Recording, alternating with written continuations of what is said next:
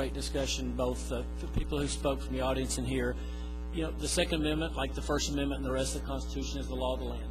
It is what it is, and I guess, Councilman Booker, if I might disagree with you, I think what the Supreme Court said is it's not just a reference to state militias and their recent ruling. It is an individual right.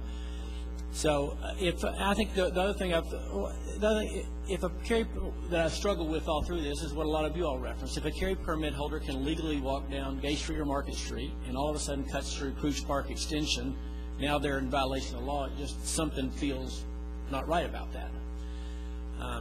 That being said, I understand the concern about guns in parks, with playgrounds and ball fields. You know, one of the differences in local government and other forms of government is we have to deal with implementation.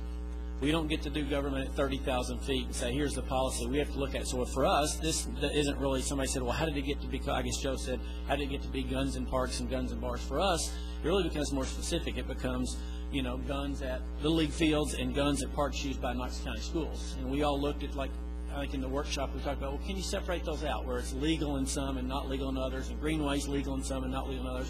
And we started playing all through that, and we even made lists. You know, somebody asked, well, can the administration make lists? So we made lists saying, you know, parks used by Knox County schools and ones with ball fields, et cetera. And then we started talking about how, and then the greenways, which ones intersected with schools and didn't, and we realized that gets to be an incredibly difficult thing, but that's what local government does. I mean, we have to deal with implementation. We don't just get to deal with theory. It's what makes our job both great, because we can make a difference, but hard, because it's about real-life things on the street.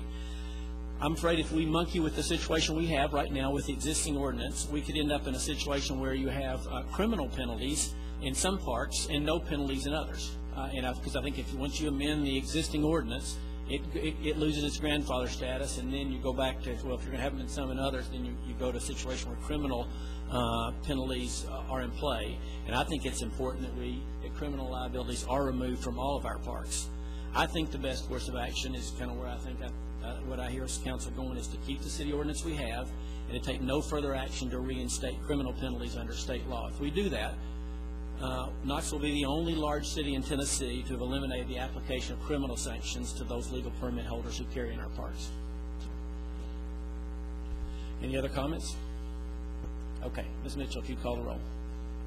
Councilman Bailey. Vice Mayor Becker. No. Councilman Booker. Councilman Frost. No. Councilman Hall. Aye. Councilman Hultquist. Councilman Pelo. No. Councilman Roddy. No. Councilman Woodhull. Yeah, I heard 3 ayes and 6 noes. That's all right, so the motion fails.